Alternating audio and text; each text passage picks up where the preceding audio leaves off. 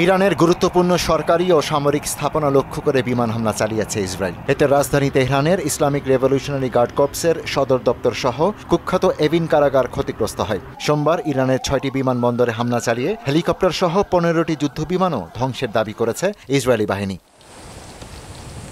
এদিকে পাল্টা পদক্ষেপে ইসরায়েলের Safad, Tel Aviv, Ashkelon, Ashdod ও বেইসান সহ অন্তত 5টি স্থানে রকেট হামলা চালিয়েছে Islamic revolutionary guard corps IRGC। হামলার আশঙ্কায় নাগরিকদের নিরাপদ আশ্রয়ে যাওয়ার নির্দেশ দিয়েছে নেতানিয়াহু সরকার।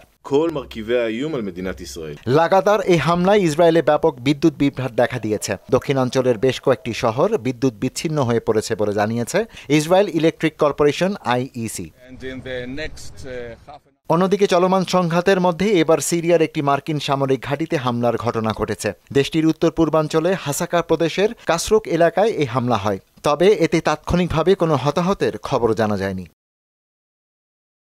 ইরানে হামলার জন্য যুক্তরাষ্ট্রকে অপ্রত্যাশিত পরিণতি ভোগ করতে হবে বলে হুঁশিয়ারি দিয়েছে দেশটির ইসলামী বিপ্লবী গার্ড বাহিনী IRGC। অন্য এক ভিডিও বার্তায় ডোনাল্ড ট্রাম্পকে জুয়ারি আখ্যা দিয়েছেন ইরানের খাতাম আল আনবিয়া কেন্দ্রীয় সামরিক সদর দপ্তরের মুখপাত্র ইব্রাহিম জোলফাকারি। তিনি বলেন, যুদ্ধ শুরু করেছেন জুয়ারি ট্রাম্প, কিন্তু শেষ করবে ইরান।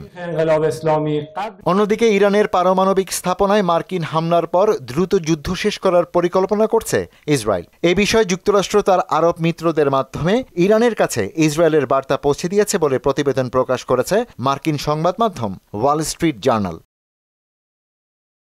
ইরানে ইসরায়েল ও যুক্তরাষ্ট্রের হামলাকে আগ্রাসন বলে অভিহিত করেছেন রাশিয়ার প্রেসিডেন্ট ভ্লাদিমির পুতিন। সোমবার মস্কোতে ইরানের পররাষ্ট্রমন্ত্রী আব্বাস আরাগচির সঙ্গে বৈঠকে এমন মন্তব্য করেন তিনি।